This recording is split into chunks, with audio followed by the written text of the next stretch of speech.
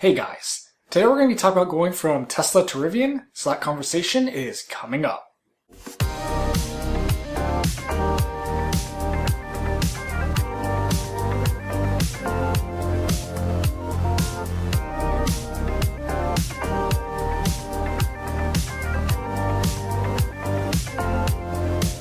So if you've been following the channel for a while, you'll know that we had a performance Model Y for about a year, and then we took delivery of a Rivian R1S. Well, now that I've had a chance to drive both cars for a while, are there any regrets going from Tesla to Rivian? I would say absolutely not.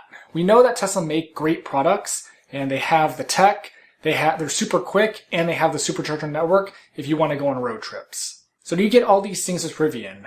Most of them you do actually, so let's start with the tech. While the tech isn't quite up to par with Tesla, I do think it's pretty solid and totally usable. The UI runs fast and smooth, and in my personal opinion, I think it's just a little bit more intuitive than Tesla's. The icons on the bottom make it quick and easy to find what you're looking for fast for daily usage. Driver Plus is workable. It's not quite as good as basic AP, but it's usable on the freeway. So for my particular scenario, Driver Plus is perfect because really the only time I use it is if we're on the freeway and we're on like a long trip. So say we're going down to SoCal or something, that's when I would use it, like cruising down the 5. EVs in general can be super quick with the electric motor and the instant torque, and Rivian is no slouch in that category considering there's 4 motors under me. This 7,000 plus pound SUV does 0 to 60 in 3 seconds, which is faster than the Performance Model Y at 3.5 seconds. And not to mention, this SUV is almost twice as much as the Performance Model Y in weight. So can't complain when it can haul a ton more stuff and can accelerate quite a bit faster. And on another note, this is why we got the R1S, because Tesla doesn't offer a car in the size we were looking for,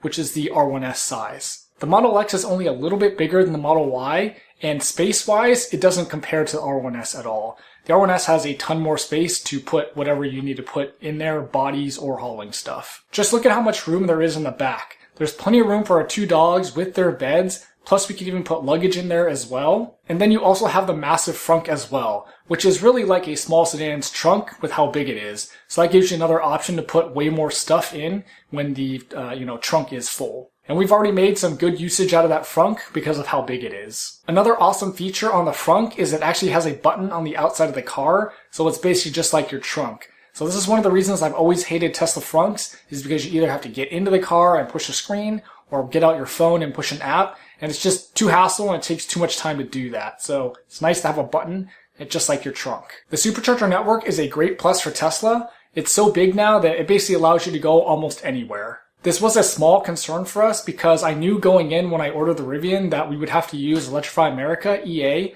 to charge, and that network is not nearly as good as Tesla's. But since then, Rivian and other car manufacturers have announced that they are switching to the NACS plug, the Tesla plug, and we'll be able to use the supercharger network. So this is a huge bonus for us and icing on the cake that we made the right decision to get a R1S. Having owned multiple Teslas and using the supercharger network, it's just the easiest and best way to go because of how reliable the supercharger network is and how many stations there are across the US. One last thing I wanted to mention is service centers. So for us in the Bay Area, we have 2 that are within 45 minutes in different directions. So it's not terribly far, but it's not really that close either. So this may factor into your decision as well if you don't have a Rivian service center nearby. So for me, I'm not worried about it because it's an EV. They usually don't have issues, and ours so far has been great and we haven't had any issues. They also offer mobile service just like Tesla, so that might be an option for you if you are kind of worried about it, and they can come to you and fix small problems. So overall, I don't have any regrets going from Tesla to Rivian. Both products are great, but keep in mind that home charging is a game changer here, and that's what makes this work. And I'm happy that the R1S fits our needs and gives us the space that we desire. Are you thinking about getting an R1T or an R1S? What's holding you back, and why haven't you pulled the trigger yet? Let me know in the comments, and thanks for watching.